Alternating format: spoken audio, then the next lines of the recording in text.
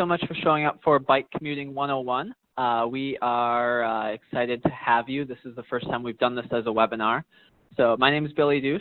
I work for Commute Seattle. I'm one of the CTR specialists for the outside Center City businesses. So a lot of you who work outside of downtown and South Lake Union who couldn't make it down for the meeting, I'm kind of your contact within Commute Seattle to help your companies with complying with some state laws on trip reduction and things like that. I'm also joined by Hannah Ferris, who is manning the laptop and monitoring the chat room. So if you have any questions or can't hear anything, go ahead and start typing away in the chat room and we'll work on figuring things out. This is Bike Commuting 101, and hopefully you guys are all inspired to join the Bike Everywhere Day tomorrow. That's one of the big reasons we timed it for today. So what we're going to cover in today's presentation, we're going to go over some commuter trends, how people are getting to downtown and through downtown, go over some bike selection and basic kind of things that you should pick up if you're planning on commuting by bike, go over the rules of the road while cycling, urban riding techniques, and then how to get around town, how to find your way from point A to point B and move on beyond that. So Commute Seattle, we are a transit management association. We kind of partnered with the Downtown Seattle Association, SDOT, and King County Metro to help create a more livable, sustainable, and economically competitive Seattle. And our mission is to help downtown users live more and drive less by improving access and mobility to and within downtown. So kind of helping people get into downtown and through downtown. So what a lot of people don't realize is that Seattle really truly is a city of choke points. In between the two yellow lines, kind of downtown South Lake Union, there's 250,000 jobs. And the vast bulk of people who are coming into downtown really only access downtown through one of 5 choke points. So you've got the 2 bridges out to the east side, the I-5 coming in from the north, the West Seattle Bridge, and the Fremont Bridge. So we've got a lot of people coming in through kind of access points that get clogged with congestion and things like that. The good news is we do a biannual survey of downtown employers. The good news is a lot of people are not driving alone when they get to downtown. So our most recent trend, our most recent report found that 45% of people took transit into downtown. Only 31% of people drove alone when they were coming in. That drive alone rate has actually been decreasing over the last few years, while transit use in non-motorized transportation has been increasing. So walking, biking, transit, and rideshare really make up the bulk of how people get into downtown. You can see over the last few years, if you look at this graph, that the number of jobs have been increasing in downtown, going from 202,000 to 228,000 in those 4 years. But the rate of commuters, the rate of drive-alone commuters really has stayed the same, and we're seeing a lot of that growth in some of the alternative ways. And that's what we're all about, trying to get people to get out of their cars and kind of look at other options on how to get to and through downtown. One thing we really enjoy and really like seeing is people who commute in multiple modes throughout the week. So you don't have to solely just drive to work or solely just bike to work, but really just mixing it up and figuring out what works best with your day, your plans before and after work, your work schedule, things like that. So this is kind of an example of a multimodal commuter. You might drive into work one day, bike the next day. The next week he's biking and taking a bus, maybe taking the water taxi from West Seattle, really kind of looking at each mode to get into work and the benefits that it really has, whether it be exercise, flexibility, things like that. A lot of you are obviously interested in bike commuting if you're joining in on this, so we'll kind of breeze over this. But there's really kind of a lot of upsides to biking to work and very little downsides. So no one ever says that sitting in traffic is their favorite part of the day, and you really do get to avoid that with a bike. My commute is always 45 minutes on a bike. If I'm driving or taking transit, it can be anywhere from 35 to 55 minutes, depending on traffic and different things like that. So you really do avoid the bad, the high traffic costs, traffic and construction. You really do enjoy the good. You get some exercise and some fun along with it. Kind of summarizing that up. One of these modes runs on fat and saves you money. The other one runs on money and makes you fat. So kind of the big advantage is getting that exercise and getting out there. First off, we'll go over bike selection and gear, things that you'll want to kind of invest in if you're planning on doing long-term bike commuting. Really, to get started in King County, all you need is 3 things. You need a bike, you need a helmet, and that's required by King County law, and you need yourself. Everything else that you get is about style, comfort, and personal preference. When you're selecting a bike, there are 4 main types of bikes that most commuters will ride in on. The most popular are these 2 right here. We've got road bikes and commuter hybrid bikes. Road bikes have stiffer frames. They've got a lower riding position. They're kind of built on narrow tires and built to be fast over being comfortable. Commuter bikes and they're hybrid bikes that kind of split the middle between road bikes and mountain bikes. You kind of sit more upright, your head's a little bit higher so you can see your surroundings a little bit more. Usually they can carry cargo, but they still have moderate tires or narrow tires to make it a little bit faster as opposed to the big knobby tires that mountain bikes have. We also have cargo bikes and family bikes and mountain bikes. Cargo bikes have longer areas to store extra things. You can add extra panniers on them. Some even have buckets and things like that to carry kids on and really kind of are meant to carry a lot of cargo around. Mountain bikes are kind of the other end of the spectrum of the road bike with the commuter kind of in the middle. They've got wide tires. They're really built for absorption of bumps and things like that if you'd be riding on mountain trails. They are slightly slower, but they've got an emphasis on stability. So one thing a lot of people will notice when they're bike commuting is if you're on a road bike with narrow tires, you have to pay a little bit more attention to cracks and seams in the road, where mountain bikes will just go right over those. And more we're seeing kind of alternative styles of bikes as well. We've got the folding bikes that you might see. You're seeing more and more people with electric assist bikes, which are really helpful on the hills or if you have a cargo bike, things like that. And you're really starting to see kind of mixtures of all these bike styles together. So even the other week I was outside my grocery store and someone locked up in front had a folding cargo bike. So it was a full-on cargo bike with an electric assist, but it also folded up to be smaller for easier transportation. The easiest way to buy a bike is to visit a reputable local bike shop. They're really the experts. They'll be able to find you a bike that'll fit your needs and what you're looking for. And they really do sell high quality bikes. The difference in quality between a $100 bike that you'll get at Target and Walmart and a $500 bike that you'll get at a bike store, it really is leaps and bounds. You can spend a little bit of money and get a really good investment. You don't have to spend a lot of money. The difference between a $500 bike that you'd get at that bike shop and a $5,000 performance bike really is just kind of components and making things a little bit lighter. You really want to kind of hit that moderate price point if you're looking for a bike for commuting. When you get your bike at the bike shop, they'll also be able to fit it to you, make sure that the frame is the right size, the wheels are the right size, everything like that. And that'll really kind of help you alleviate any knee pain, back pain that might come along with riding an improper bike. Most bike shops will also do professional fittings, and other places will do professional fittings. Those usually cost about $100, but especially if you're buying a new bike, they'll kind of build that into finding the bike. It's also said that you don't need a new bike. If you have an old one collecting dust in the garage, things like that, take it to your local bike shop. They can tune it up for $50 and you can be on your road. You don't need the fancy shiny stuff all the time. The other thing required to bike in King County, like we said, is a helmet. It's required by King County law. Your helmet really is the last line of defense in an accident. You really should never ride without one. Anyone who's paid attention to biking lately has noticed there's been a few accidents and things like that helmets have gone a long way in protecting and decreasing injuries. You always want to make sure your helmet fits on the top of your head, that it doesn't kind of wiggle around on your head at all. And a lot of modern helmets these days actually have a kind of dial on the back that'll tighten it to your head.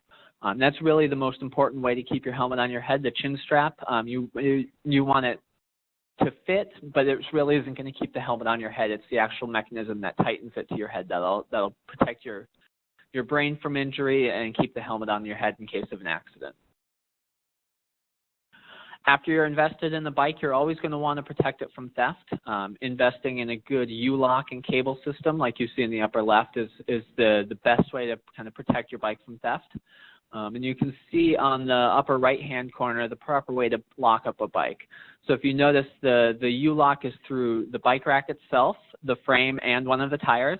And then there's a cable loop through the other tire. Locking just the frame to the rack itself makes it more likely for someone to walk off to steal and walk off with one of your wheels. And those cables really are quite easy for thieves to cut and walk away with. So you always want the U-lock to hold your bike in. There are a couple of popular bike registries as well that you can upload pictures of your bikes, the serial number and model of those bikes. So in the unfortunate case that your bike is stolen, you can report it and people do look at it. So one is 529 Garage. It's an app-based thing on the right side. Bike Index is the other one. They're both really, really great. And you do see stories quite often of people who are monitoring Bike Index or some of the other services, and keeping an eye on Craigslist and kind of secondary marketplaces and reuniting bikes with their owners. You see those stories quite often. Another thing to keep in mind when you're commuting, maybe not so much right now since it'll be sunny on your ride in and out, but especially as the sun starts setting earlier, is visibility. For night riding, if you're riding when it's dark outside, a front light is required, and either a rear reflector or a rear blinking light is required. Technically, front flashing lights are illegal. That's something a lot of people don't know, but that's a rarely enforced law. I've never seen anyone pulled over for having a blinking front light. One other thing to keep in mind when you have your lights and you're mounting them to your bike, don't shine them directly out in front of you into the eyes of the oncoming traffic. You want to have it kind of hit a spot about 15, 20 feet in front of your bike. That way oncoming traffic can see you. If you're signaling, your light isn't blinding the oncoming drivers, oncoming cyclists, things like that. Another thing to keep in mind is reflectivity, or kind of a passive lighting. So you can think of your lights as an active way of keeping yourself visible. This is a more passive way. Adding fluorescent clothing is no brighter than regular clothing in the dark. So you want to look for things that reflect. Things like stickers. They make jackets that have thread that's reflective, different kind of decals and things like that. And it's especially important being seen from the side. You've got your lights that'll illuminate you, your white light in front that'll illuminate you, your red light from behind that'll illuminate you, but cross traffic and things like that is really necessary to have some reflectivity in your bike. After you make sure that you're seen, you also want to make sure that you can hear and you are heard by traffic and pedestrians around you. A great way to be heard is an air horn. They make bike-specific horns, which are canisters that you can pump up with a bike pump, and it's just an air horn that you hit a button and it makes a loud buzzing noise or a loud horn noise that will make sure that drivers around you can hear. You can always use a whistle or your voice to get attention of distracted drivers and pedestrians, or a bell. You also want to be heard. You want to hear what's going on around you. Don't wear headphones. It blocks out a lot of the ambient noise around you. You want to make sure that you can hear those cars coming up behind you, those people coming up behind you, other cyclists behind you, things like that. Since we do live in such a wet area, and it was a little damp on my ride this morning, you want to make sure that you invest in a pair of fenders as well. Fenders are relatively cheap, $40 to $50. They're very light, easy to install on your bike, and they really do protect both you and the cyclist riding around you. So it'll protect you from getting sprayed up on the back, getting the skunk tail like you can see on the guy on the left, and also prevents water from spraying back and hitting cyclists who are behind you. Another thing to keep in mind when you're purchasing your bike and kind of getting ready for commuting is carrying capacity. Most of us don't want to be biking in our suits or our dress pants when we're going into work, so you want to pack it into a backpack or a pannier. A lot of bikes, especially those hybrid bikes, will come with the racks pre-installed, so all you need is a bag to clip on, or you can wear a backpack, however you'd like to. A lot of people will also use trailers to carry some of the heavier cargo, things like that. Especially if you are planning on biking with kids around, you can put back seats on and trailers and things like that. This question comes up a lot in a lot of the seminars, is what do you wear to bike around? And you really can wear whatever you want. So you can go anything from the people who are racing to work in their full-on matching spandex shorts and shirts, to people who maybe just have jeans and a bright colored jacket, to hipster chic, to biking around in tweed. Really whatever you feel comfortable biking around with is perfectly fine to bike in. You always want to be mindful of getting grease on your pants. That's something, maybe roll up a pant leg, things like that. But really you can bike in anything you're comfortable with. One thing to keep in mind, since it does get so dark here, and we touched on this very briefly with lighting and fenders, but investing in a rainproof jacket is going to go a long way, especially if you continue your commute into the winter. It can be fluorescent. It doesn't have to be. It can be brightly colored to stay visible in low light, and that's really great. Another good thing to look into investing in, and this is, some people love them, some people hate them, but rain pants will go a long way in keeping your pants dry. If you don't want to wear yoga pants or workout pants, things like that, you basically slip them over whatever pants you're wearing. They keep you relatively dry, a lot drier than you would be if you were riding through the rain. There's always the inevitable flat tire that you'll get when you are biking for commuting. So investing in a small repair kit, either keeping it at work, at home, or in your regular commuting bag really goes a long way. So kind of a few basic tools that you might need is a multi-tool, tire levers to help change a flat, and a spare tube and bike pump. Also, you can kind of do a patch kit to get you through whatever ride home that you're doing to get your tire fixed later on. All these things are very lightweight, very cheap, $10 here and there, and really will save you if you're halfway home, or you get home, or you go down to the parking garage and you find that you have a flat tire. So that's kind of the basics on what you need to purchase, what you need. Does anyone have any questions before we go on to urban riding techniques and kind of basic rules of the road?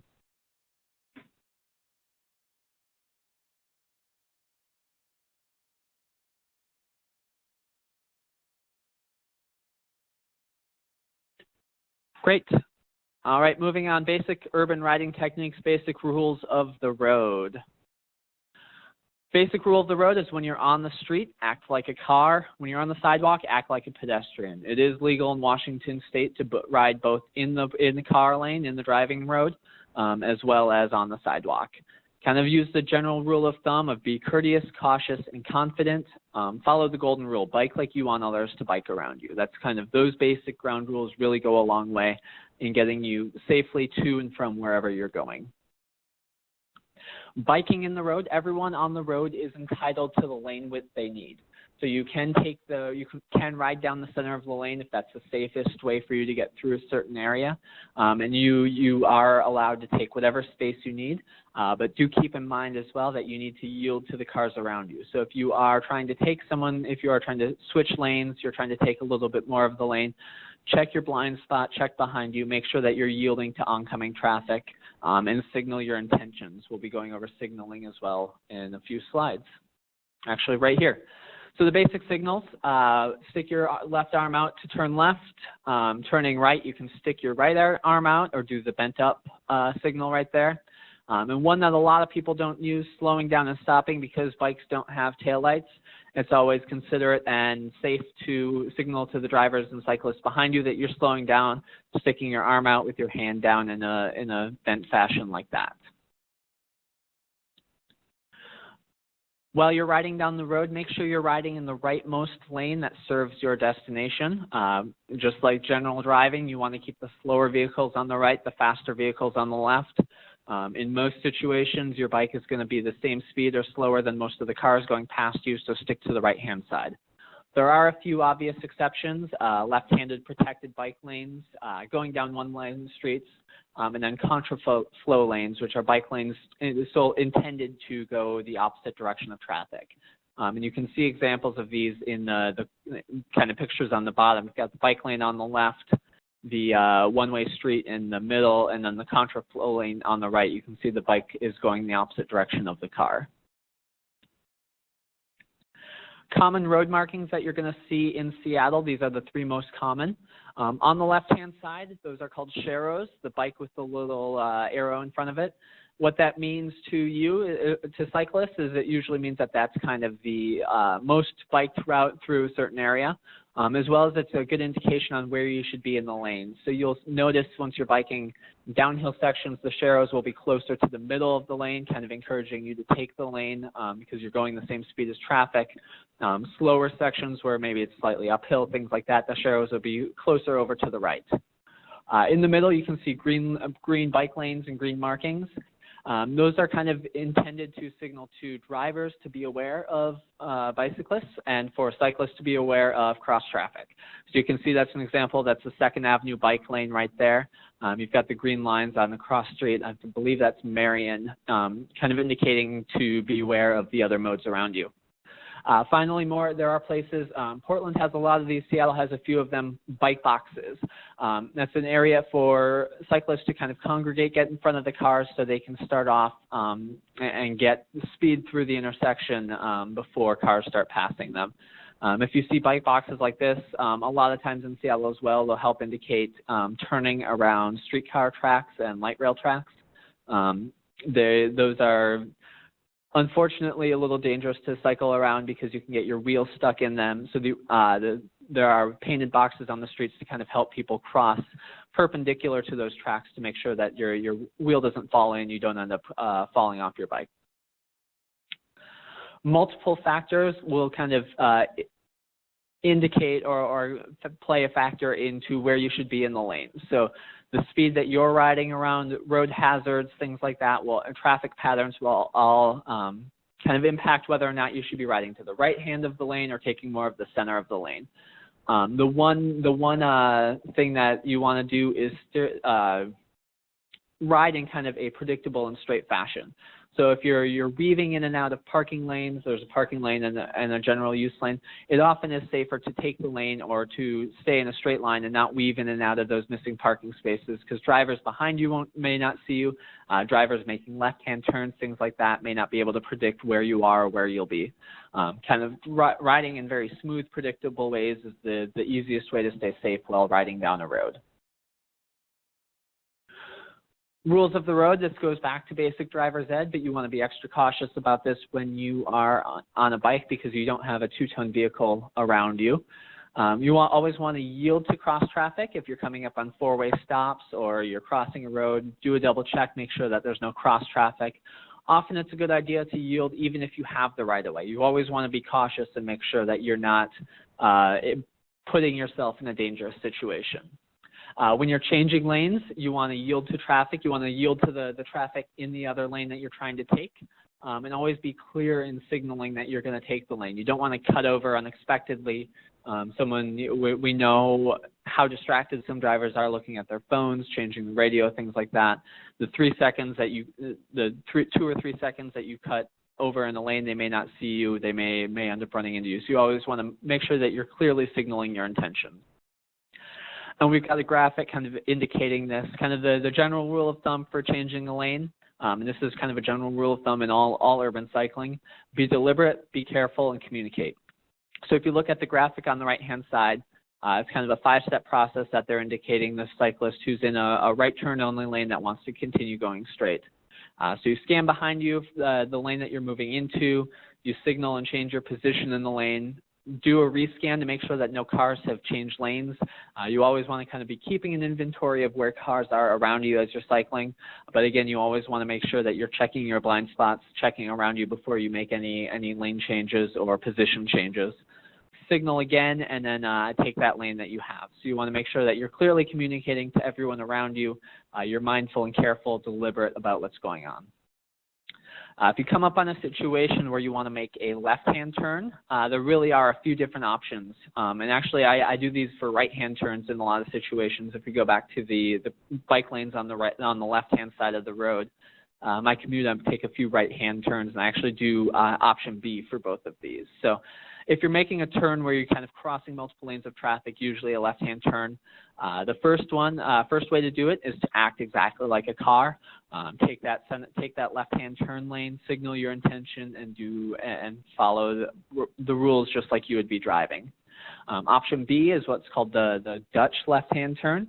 So you continue straight and you get in front of the car that's going across the traffic. You wait for the light to change and then you cross. That's a lot safer in a lot of ways because you don't have to worry about cross traffic, checking and cutting people off. You kind of wait and then you wait for the light and you go. Option C, and this is always an option if you're ever in a situation where you don't feel comfortable in a certain turn, you don't feel comfortable in a certain stretch of the road, is just walking your bike. So you can see option C, he rode to the corner, he waited for the walk sign, and he's walking his bike across. All three of these ways are legitimate ways to make turns. As long as you're doing them safely, A is great. B and C are also great ways to kind of clearly communicate to drivers around you what you're doing. A lot of people will incorporate riding on the bike path or on the Burt Gilman, on the Elliott Bay Trail, things like that. Basic rules for riding down a bike trail or a multi-use trail is just to share it. Announce when you're passing, say on your left when you're passing someone, or if you have a bell or a little whistle or something, kind of make some noise so they know you're passing. Yield when entering and crossing, make sure you're not cutting anyone off. Keep as far right as safe, pass on the left, just like simple driving, and again, be predictable. One other thing to keep in mind, especially if you're on trails like this, your front light, make sure it's a low setting solid beam at night. It'll help illuminate your way. You'll be visible, but you won't be blinding people coming at you.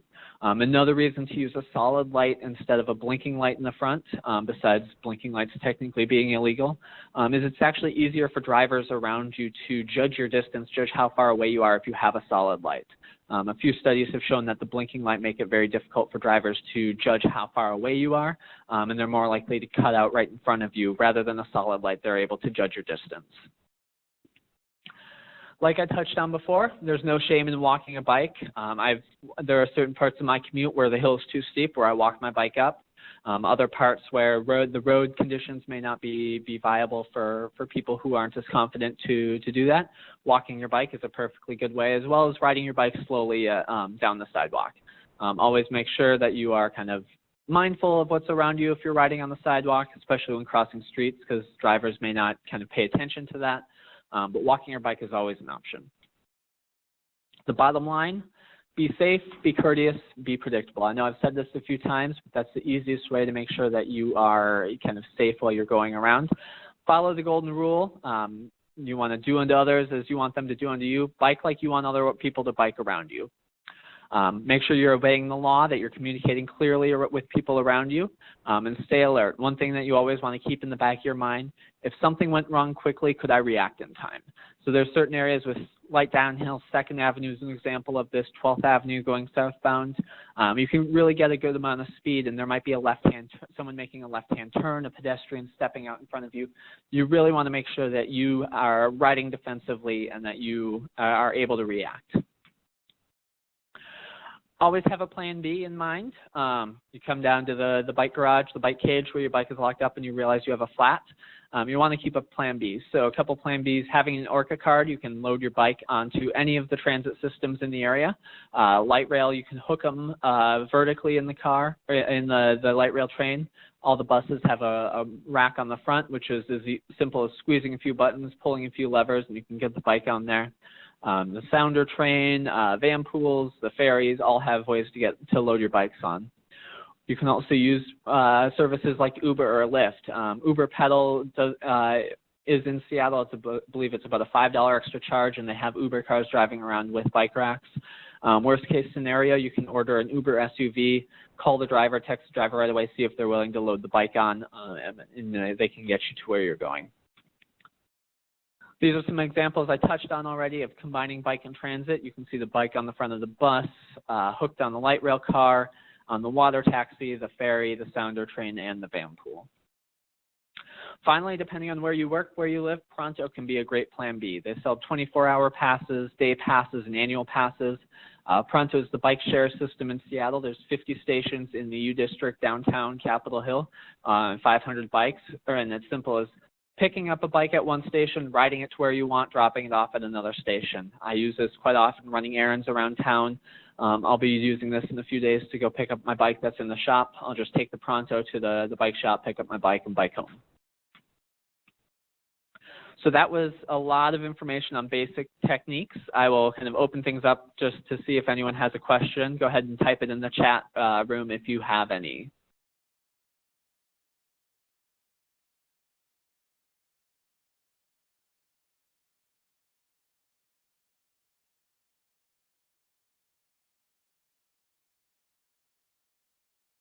All right, great.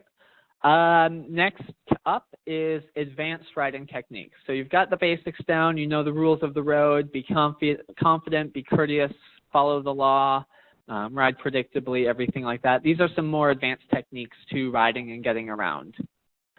As we all know, Seattle is a city of hills, and using your gears well is going to be really pivotal in reducing wear and tear on your bike and making your commute a lot better. So most bikes, very few people ride 6-gear bikes around town. Most bikes will have 3 rings in the front and a bunch of gears in the back. Kind of the general rule of thumb is the front ring, the smallest ring on your front is meant for climbing. The middle ring on the front is meant for normal conditions, and the biggest ring on the front is meant for speed. And you want to use those gears in the back kind of in line with that. So you can see the example, the 3 examples on the left-hand side there. Climbing, you're going to want to use that smallest ring in the front and some of and gears 1 through 4 in the back. Normal conditions, kind of going on flat, maybe not big hills, you can use the middle of the rings in the front, any of the gears that you want. And if you're going downhill, you're looking for speed, you'll want to be using the bigger gear in the front and some of the bigger numbered, the smaller gears in the back. The reason for that is cross-chaining, which is when you use the small gear, the small ring in the front and the small ring in the back, or the big ring in the front and the big ring in the back, puts a lot of extra wear and tear on your chain, on your cassettes, on your gears, things like that. You really want to reduce that. It'll make your bike last a lot longer and will really make a lot more pleasant experience for you riding up and down some of the hills in Seattle.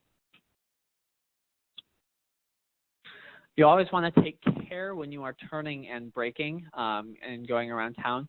You always, just like driving, you want to brake before you go into a turn. Same thing goes with cycling.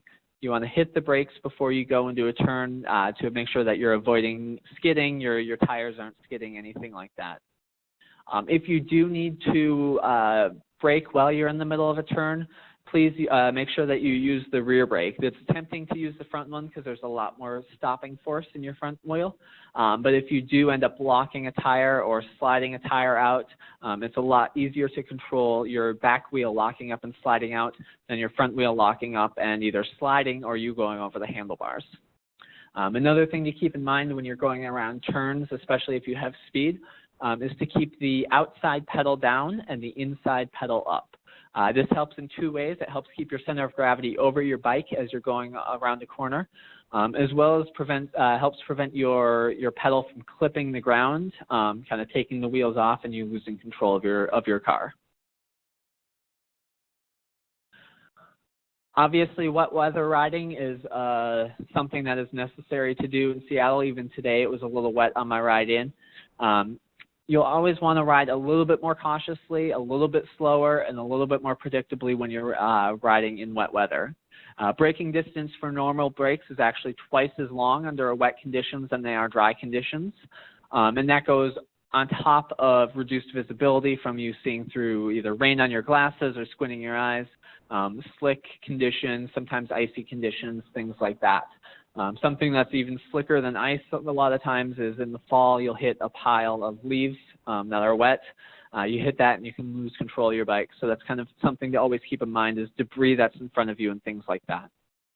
During the winters, if there are slick or sometimes icy conditions as there are here, one great way to help you with a little bit of traction is to let some air out of your tires.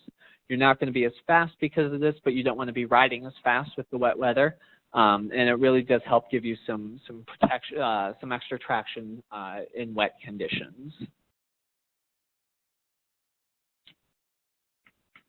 Basic maintenance for your bike is something that you're going to want to do as well. You always want to get your bike tuned up.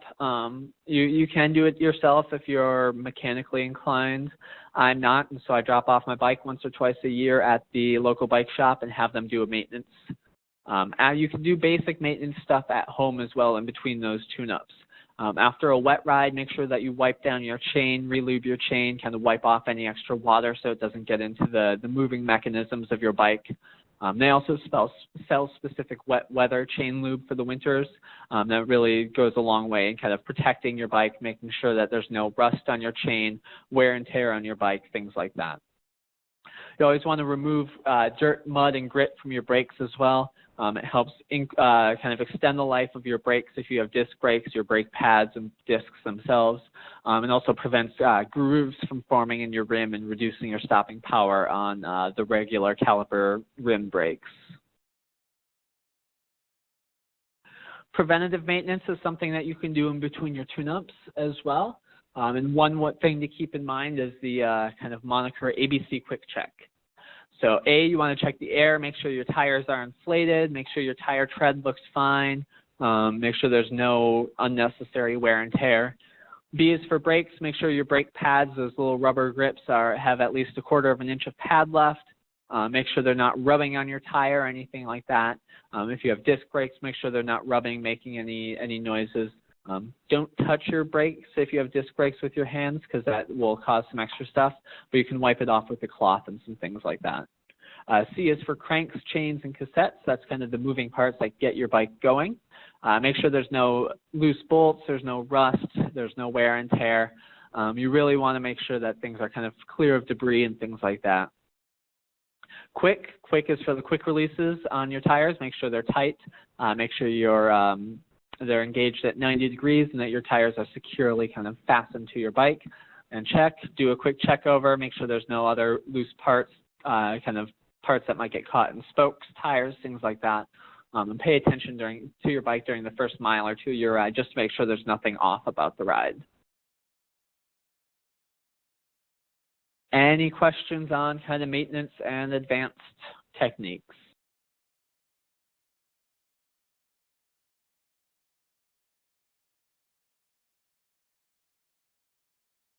Great. All right, this next kind of thing, you've got the basics, you've got your bike, you know how to ride, you know the rules of the road, but how do you get from point A to point B? Oh, looks like we got one question.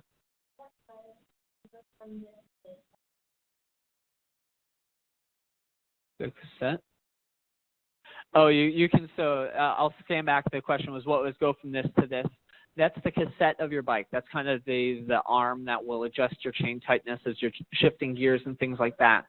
If you're looking at it, the go from this, the one on the left-hand side, you can see there's a lot of grime and grease in it. Those sorts of things cause a lot of wear and tear on the actual cassette itself as well as your chain.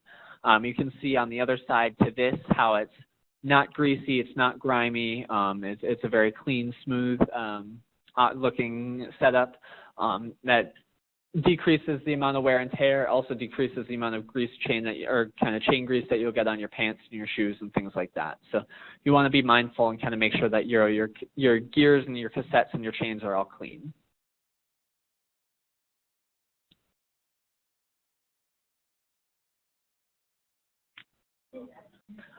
How often to get a tune-up? General rule of thumb is about twice a year. What a lot of people will do is kind of get a tune-up just as they're getting into summer and then just as they're getting into winter to make sure everything's kind of good for the different kind of riding techniques. Twice a year or every, if you about 150 miles or so is probably a general rule of thumb. But if you ever notice that your bike isn't quite riding right, you get used to that bike and it's not it's not accelerating the right way, it's making weird noises, things like that. Never hurts to stop and do a bike shop. And there are tons of bike shops throughout the city. That I can think of my ride from downtown to Columbia City, I can think of about 7 bike shops that I bike passed along the way. So they're kind of all over. There's probably one within a mile of your house. Any other questions?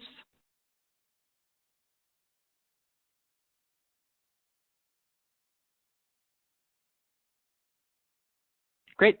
All right, so we were kind of starting on this wayfinding. You want to get from point A to point B, you know how to ride, you have your bike to ride in, everything like that. Kind of the two most common tools used in Seattle are Google Maps and paper maps.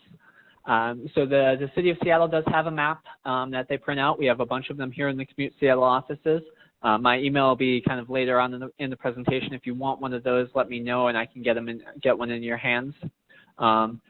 But the paper map has all of the bike trails, the chrono stations, points of interest, color-coded for whether whether a bike lane is protected, if it's sharrows, if it's just a common route, things like that. Google Maps also has a great bicycling interface that has similar things. You can see kind of different thicknesses of lines there for how protected the bike lane is. The little green dots are greenways, which we'll touch on in a second. They're more unprotected bike paths. And you can actually, if you, they sell phone mounts for $20, $30 that you can mount your phone right to your handlebars. That's a great way if you have a longer ride and you want to listen to music but still be mindful of what's around you, you can do that. But it also will work, the Google Maps will work as your GPS just like you'd be driving somewhere. And I use that quite often if I'm going from some place that I don't know to another place or going to kind of get directions in an area that I'm unfamiliar with. Kind of one caveat and rule of thumb with both of these is be mindful of your surroundings as well. I've been led both ways kind of down some streets that were a little bit busier than I wanted to be biking on. And usually what you just do in that situation, go a block in one direction or the other, and the main arterial kind of blends into a regular residential street. It's a lot slower, a lot easier to bike on. You can kind of ride parallel to that route for a few blocks. We have some upcoming improvements throughout the city. One that's going on right now and actually is under construction right now is the long-awaited Westlake cycle track. So what the cycle track will be is a very flat and easy way to get from Fremont and the Fremont Bridge into South Lake Union. It goes along Westlake Avenue. It'll be 2 ways of bike lane, a sidewalk, and it will still have parking. It's under construction right now. It'll be done later this year. I rode it the other day, and it was probably about half to 2/3 of the way finished. And it really was a nice, easy way. There's also kind of parallel to that, a little bit more of a hill, but there is a semi-protected path along Dexter Avenue that a lot of cyclists use right now, coming from Fremont into South Lake Union, downtown, Queen Anne, things like that. They are also working on the 2nd Avenue bike lane. Some of you probably remember, or some of you have seen, it was a pilot project for a while. They just had plastic bollards up to protect the cyclists from the cars and vice versa. Over the last month or so, they installed some planters, some more permanent dividers between the traffic and the pedestrians and the cyclists. They are also looking to extend the bike path. Right now it starts and ends on Pike Street to the north and Washington to the, or Yesler to the south. They'll extend it down to Washington and up into Belltown, expected in spring of 2017. They also added a few things, some safety things, some speed humps to scrub off a little speed if you're going downhill, kind of mark higher conflict areas coming out of garages, valets in front of hotels and things like that. It really is much more pleasant to ride on than it was even 2 months ago. There's also implementation of the Bike Master Plan. These are greenways and bike lanes throughout the city, trying to build a connected bike network through downtown as well as throughout the rest of the city to really make it safe and easy to bike around the city. We've got the mayor's commitment to Move Seattle levy that passed last year, as well as Vision Zero. The city is on track, is trying to get to zero car pedestrian or collisions and deaths by the year 2030. Finally, keep your eye open for bike-friendly businesses. There's a few bike-friendly business networks that are launching or have launched already, including one that Commute Seattle is helping to start soon. And we kind of are always looking for businesses who might have a bike rack out front, offer benefits for cyclists, have a bike pump in, things like that. We're always looking for other partners to build that biking community. It is really strong, and we want to get businesses support behind us as well. Last but not least, Bike Everywhere Month is, or Bike Month is this month. Bike Everywhere Day is tomorrow. So there's going to be, tomorrow's going to be a great day if you decide to start bike commuting. There's going to be aid stations, way stations, kind of goodies given out all around town, free tune-ups all around town. So it's really a good supportive way to get out on the bike. Weather's supposed to be it isn't supposed to be too bad. You'll be nice and cool riding in. I don't think it's supposed to rain anymore. And it really is a fun thing. I look forward to this every year, getting some water bottles and some swag while I'm biking into work. All right, any questions?